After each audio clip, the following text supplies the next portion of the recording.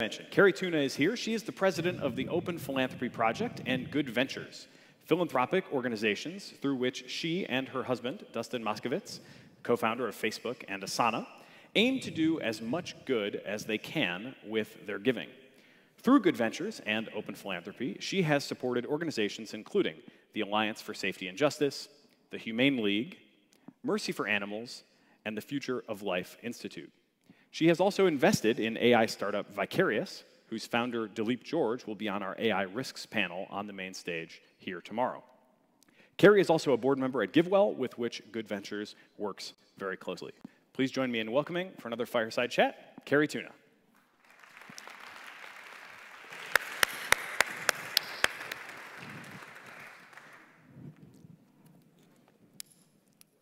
Hi, Cari. Thanks so much for coming and joining us and taking time out of your very busy schedule. I know that everyone in the audience is very excited to have you join us and talk a little bit about Good Ventures and the Open Philanthropy Project. Thanks for having me. Yeah, no worries. So, yeah, that's just first question. Just tell us a bit about your backstory. How did you come to set up Good Ventures and the Open Philanthropy Project?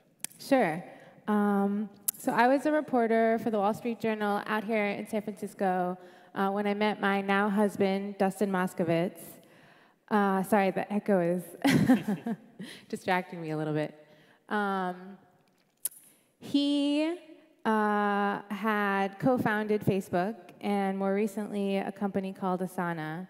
And he wanted to scale up his giving, but he didn't feel like he had the bandwidth to do that. So a couple years into our relationship, I left journalism to work on our philanthropy full-time.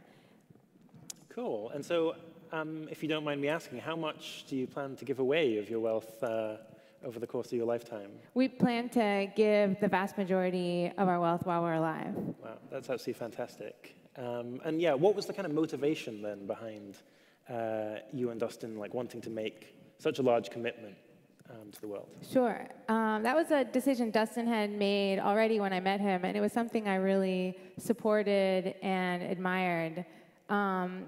We have just so much more than we need to provide for ourselves and our family, and so giving the rest away seemed like an obvious choice. And so tell us then, how did you end up meeting GiveWell, and how did that blossom into the Open Philanthropy Project? What was the story there? Sure.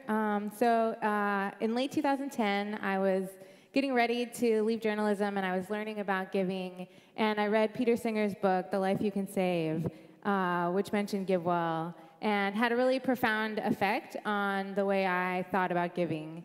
A few months later, we were introduced to GiveWell by a mutual friend, and started talking to them about the questions that were on my mind, the ideas I had about where to focus, how to compare and evaluate giving opportunities, how to learn, and our partnership really grew from there. The partnership, which we now call the Open Philanthropy Project, or Open Phil for short, is currently part of GiveWell, but GiveWell is working on spinning it out into an independent organization, which we hope in the long run could become a resource for other donors as well. Cool. And when you first met GiveWell, was there anything about their approach that you felt more skeptical about, or disagreements you've had with them over time? Mm-hmm. I don't remember any particular skepticism. I just felt like they were asking really good questions that nobody else seemed to be asking. You know, I spent my first year on our philanthropy talking to hundreds of people across philanthropy and across charity, and I learned a lot from those conversations, but I don't know that I met anyone else who was really excited about the questions of, you know, how to do the most good as a new philanthropist given the state of the world today and existing philanthropy.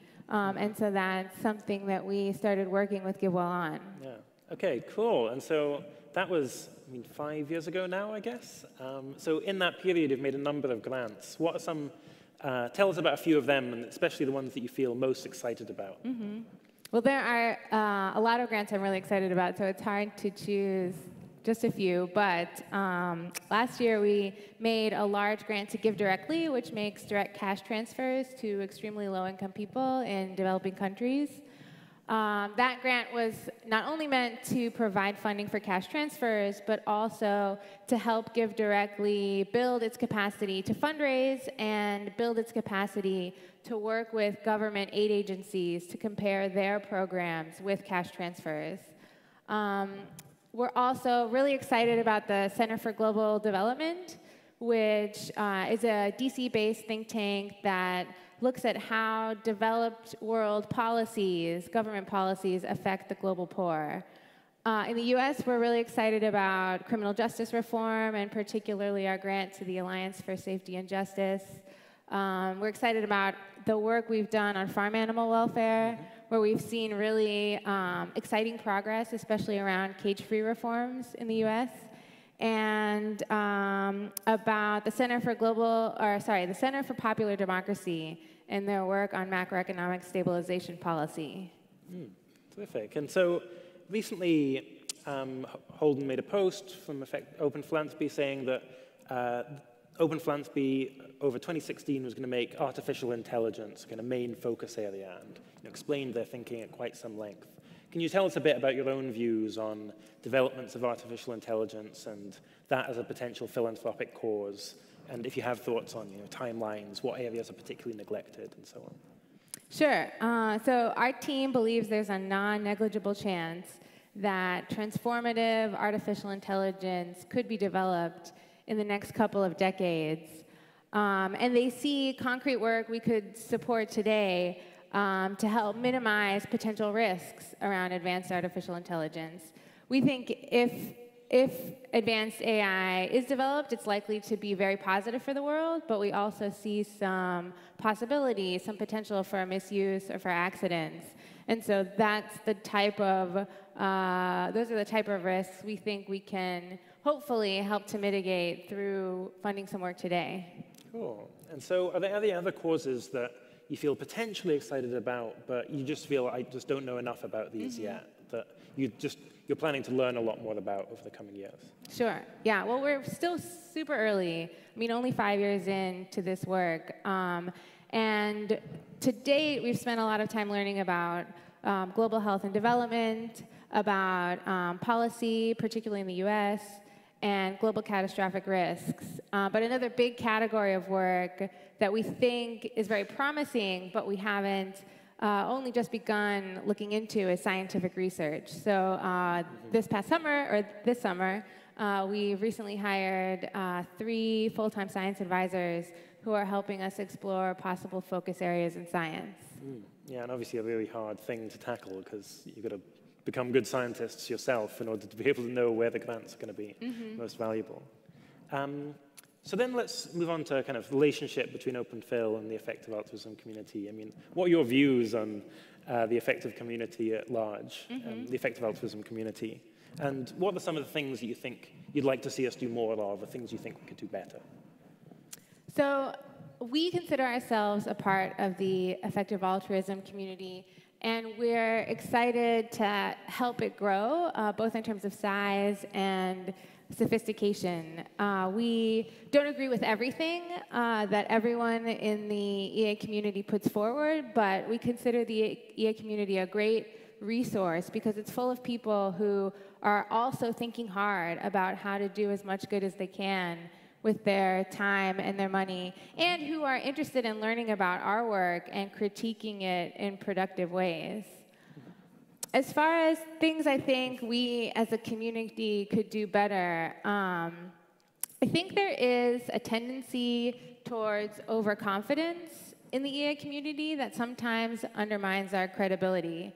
So I've seen this tendency in the way cost-effectiveness estimates are presented, in some arguments about how certain causes are really the only ones worth working on, and in some of the ways that the community presents itself and its accomplishments. So, I think one reason we have come to trust and rely on GiveWell so much is because of their focus on self-reflection. So they're always asking, how could we be wrong? what information could we get that would change our minds? And whenever they present their views, they try to communicate how much uncertainty they have. And that actually makes us more confident in them rather than less.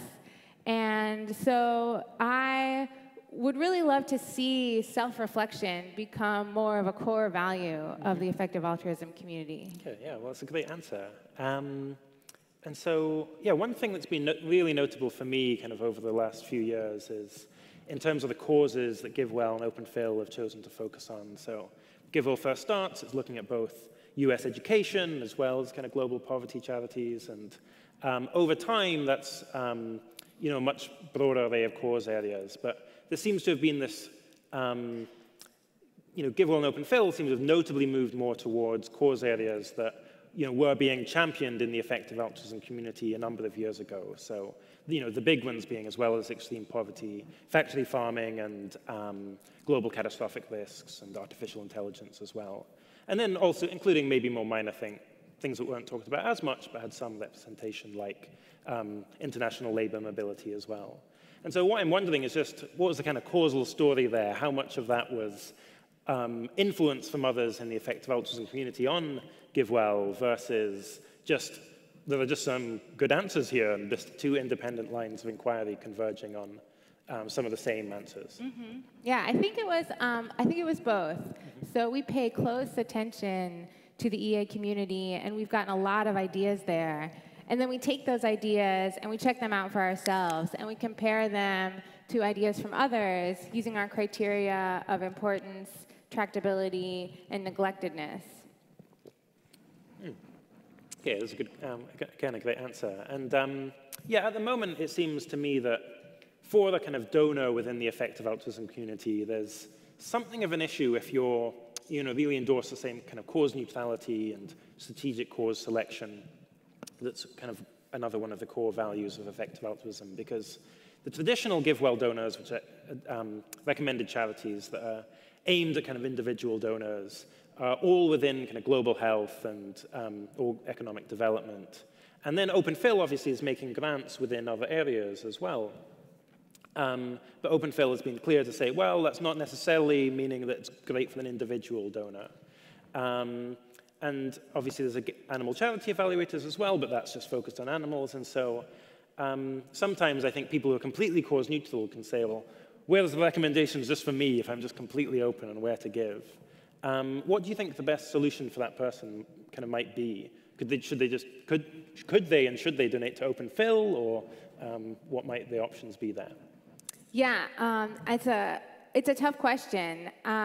We have published, last giving season, we published a list of recommendations in each of our cause areas from our program officers, but those weren't vetted nearly to the level of GiveWell's top charities.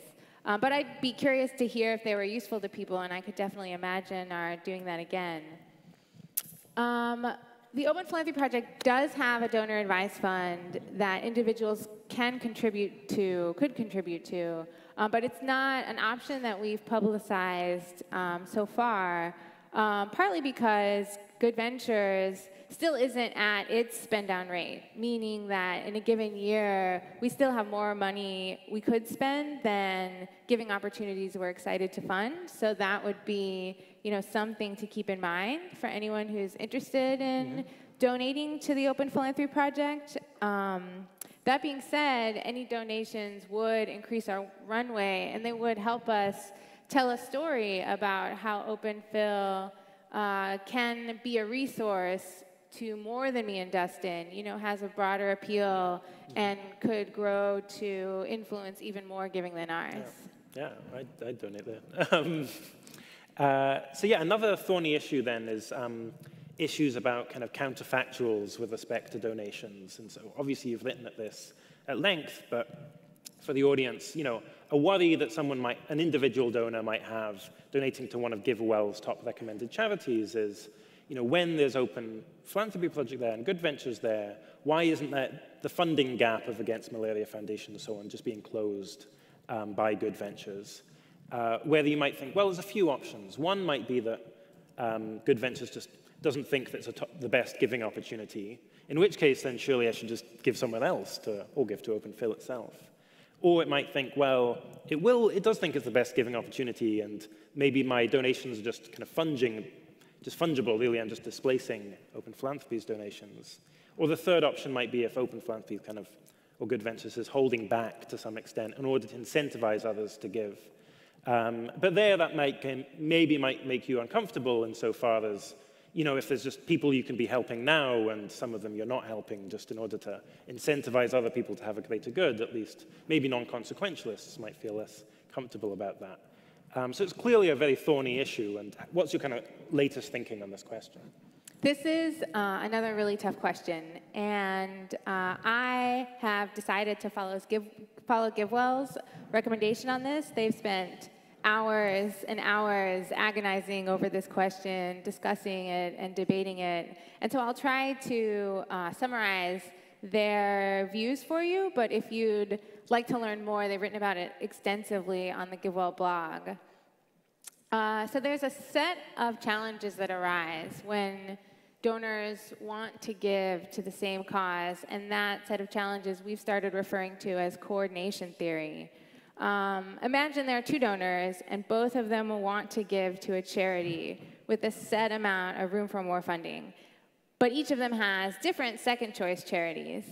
There are a couple ways this could play out. So the donors could each wait out the other, and try to maximize the amount given to both their first and second choice charities. Or they could sit down together and discuss the matter openly and reach some sort of agreement to split the cost. And unfortunately, we can't sit down face-to-face with the large number of donors who are interested in giving to GiveWell's top charities. But we think if we could, we'd reach an agreement similar to that. And so that's what we're trying to approximate in the grants that we make. I'm trying to think if there's anything more to say on that. We try to fill the most pressing funding needs that the charities have. But for the rest, we are willing to leave some impact on the table in order to get the coordination theory right. Yeah, like I say, it's a very hard question. So, everyone in the room, I think, will very wholeheartedly believe in OpenPhil's mission. What are some of the things that effective altruism community could do that would be, from your perspective, very helpful? Are there non-profit projects that you'd really love to see created, for example? I've already met a bunch of people who are thinking of moving into entrepreneurship, for example. What other things could, be very helpful from your perspective that the sorts of people in this room could do? Sure. So we would generally love to see more people who share a deep commitment to effective altruist values and also have strong subject matter expertise in our focus areas. So in biosecurity and pandemic preparedness, for example, we'd love to see more experts who are focused on the worst case scenarios, or more AI scientists who are successful by conventional standards in the field and interested in AI safety issues, or people with communications or policy expertise who are excited to optimize policies around things like foreign aid or immigration or emerging technologies. Okay, great. Well, yeah, hopefully some people out here can start to help on that. Final question for me then is just, what are some of the most important unresolved questions you have? What are some of the things that, if you could get some new evidence or new kind of argument, would just very significantly change your mind? Mm-hmm. So that question has been a bit of a theme of this conference, and I'm interested in how it applies to you. So. We have a lot of unresolved questions. So questions around coordination theory, which we just talked about, are one example.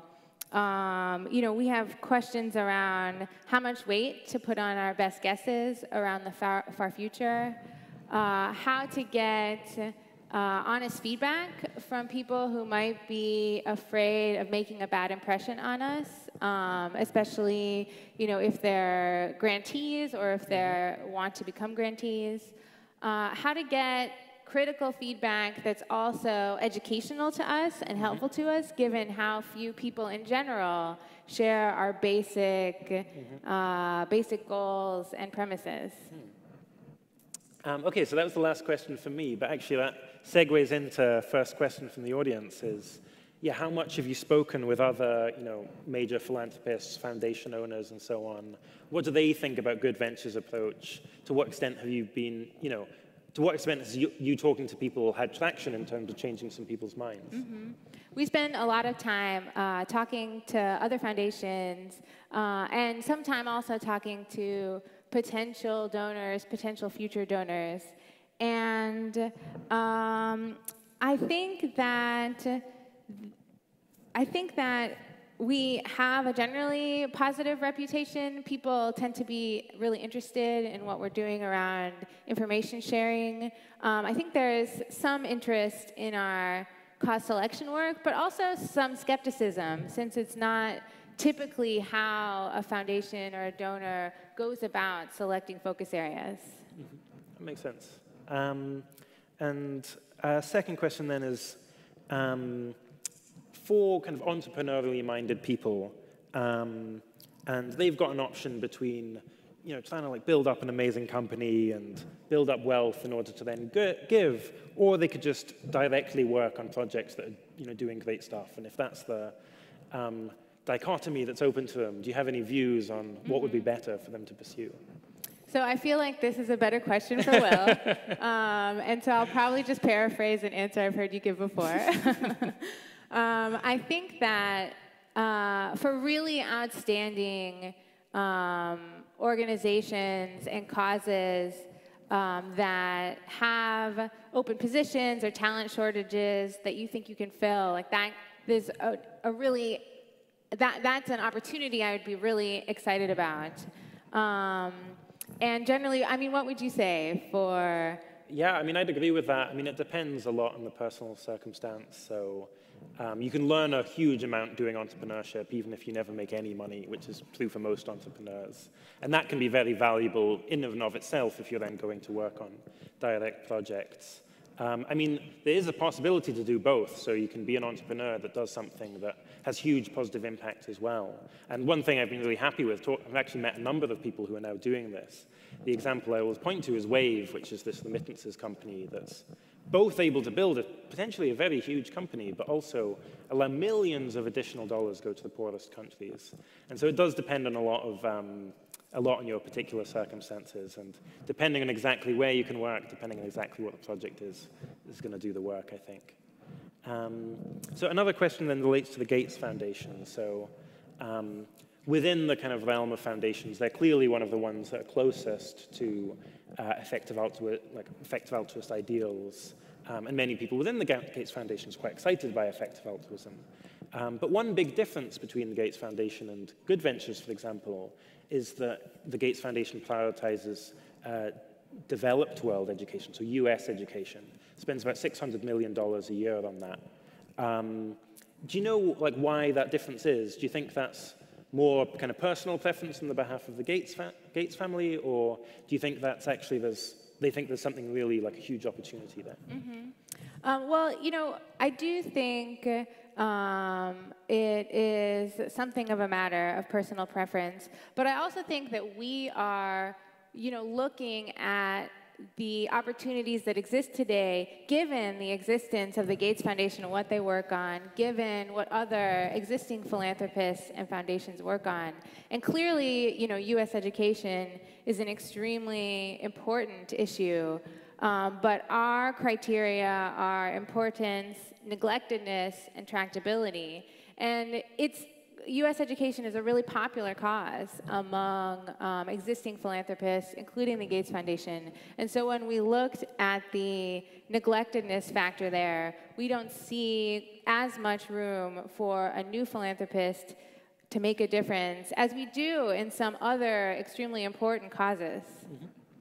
Great, terrific. So next question is, you said that Good Ventures is still ramping up how much it's donating, but still donated a very significant amount. I think, was it about $100 million last year? Something like that. Something like that. Quite a lot of money. And that's obviously a big change within the effective altruism community. So, 5 years ago, I was really championing earning to give as this new concept that people should be thinking about.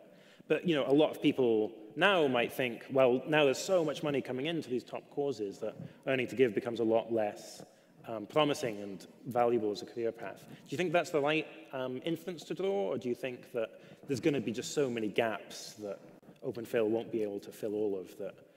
Smaller donors who are earning to give might be able to fill those gaps. Mm-hmm. I think that's a good question. I would say that we rarely fully fund every project that we are supporting and every cause that we're supporting. I'd also say that you might have a slightly different set of beliefs and a slightly different worldview than us, and you might be able to see gaps that we aren't able to see. So, I think it depends, again, on your personal circumstances, and I would focus on, the intersection of, what the most outstanding, promising causes and organizations, seem to you to be, and what you can uniquely bring with your talents and resources and worldview. Yeah, does OpenPhil have any policies or good ventures on how much of an organization's budget you'd be willing to fund? Because one thing might be if, supposing you had a policy, well, we'll only ever fund up to 50%, then the existence of good ventures could actually increase the argument for earning to give potentially, because now every dollar that I donate enables you to donate an extra dollar because for logistical reasons you don't want to go above 50%. Is that something that you have as a policy? Is it a heuristic, or do you just think, I'm just going to keep funding? We don't have a strict policy. We try and fill the most important, pressing funding gaps with the organizations that we support.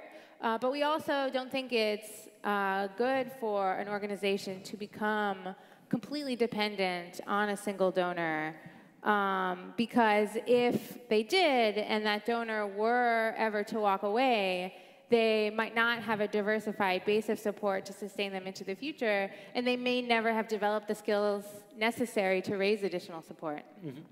Yeah, that makes a lot of sense. So yeah, one thing that's been in the news over the last year has been the Zuckerberg initiative, which obviously was great news for the world.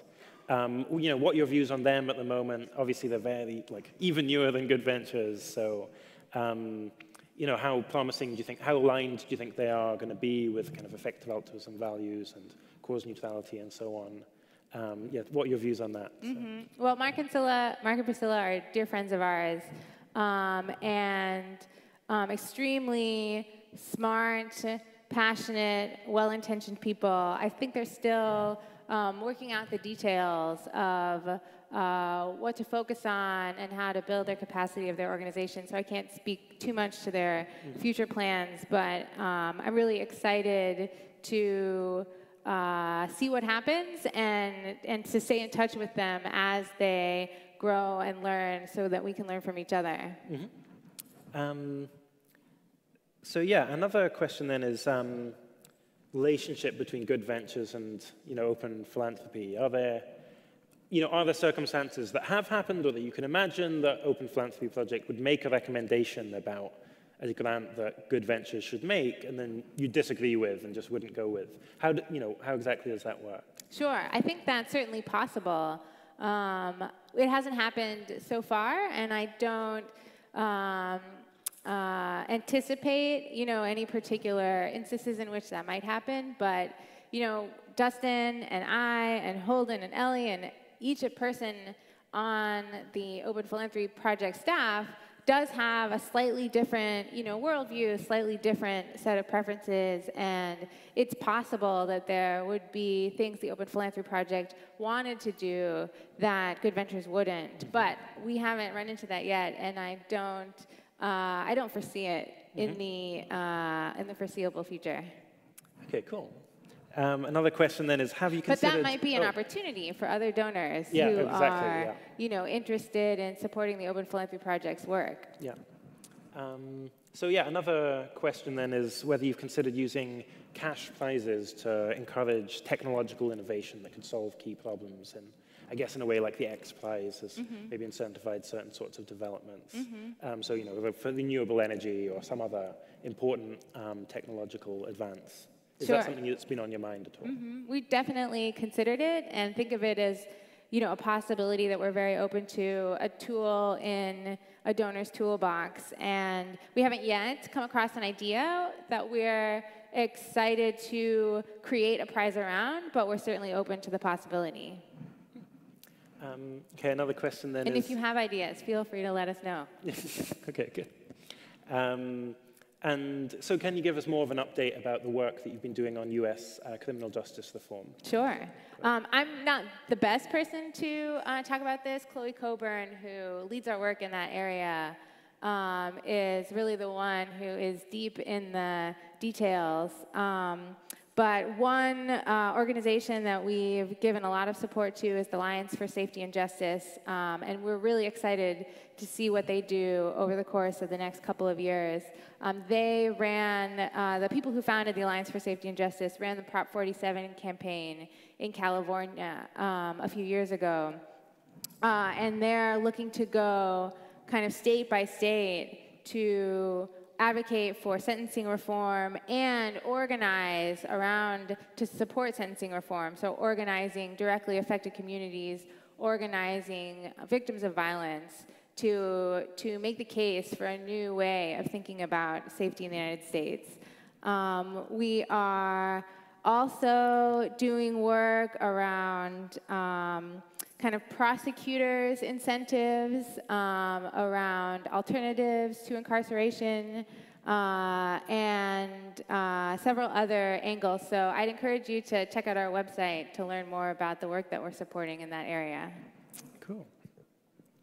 So yeah, another question then is, in early days, what really distinguished GiveWell from other sort of charity recommenders is just how data-driven it is and focus on metrics and outcomes and so on. And then obviously when you're moving to other cause areas, you often can't do that in the same way, and OpenPhil has been very explicit with that. So what are the core things that you think distinguish you from other foundations that you've interacted with? And then, at least kind of from our perspective of effective altruism, how much better do you think you're able to do rather than what's a more kind of standard kind of foundational approach? Well, that's still an open question. We'll see how it goes. But I think the two things that tend to set us apart from other foundations, one is strategic cause selection, so considering many possible focus areas and choosing the ones we think where additional philanthropy will do the most good. And the framework we've come up for that are the three criteria I mentioned before of importance, neglectedness, and tractability. I think the other thing that is unusual about us, although we're certainly not the only foundation to emphasize this, is our commitment to sharing information. So sharing a lot of the details of our work so that people can understand our basic reasoning and learn from what we've learned. Okay, great. And then we touched on this a little bit earlier, but the grants that Open Philanthropy makes, to what extent might they act as kind of guidelines for personal giving as well? So if someone did want to donate within artificial intelligence, and hopefully you'll be making kind of grants in that area, to what extent do you think that would be good evidence for an individual donor who wanted to make a donation in there to follow those grants? Yeah, I think it really depends. It might be that there's a grant where we're funding a discrete project, and we're not excited about giving additional support or unrestricted support. But I don't know that it would be clear one way or the other about that from our grant write-ups. Certainly, we do publish a lot of details about a lot of grants so that people can learn about them. But I think I would, look out for recommendations if we do them again from our program officers in each of our cause areas.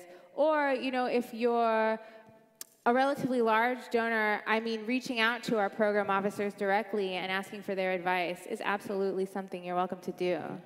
Okay, terrific. So I'll ask just one more question from the floor then, which is, how much do you plan to do, does Open Philanthropy plan to do backward-looking work? So of grants that you've made, evaluating how successful was this? Did we make the right decision at the time? How did things, like ex ante, how did things turn out ex post?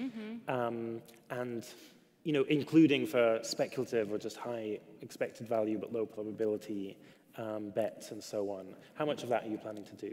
We plan to do a lot of it. We haven't done a lot of it yet since most of our grants are just getting started.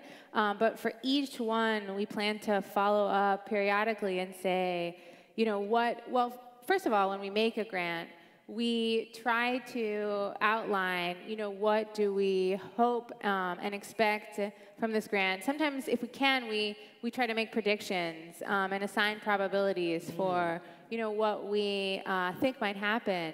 And then we plan to check back in periodically and say, how are things going?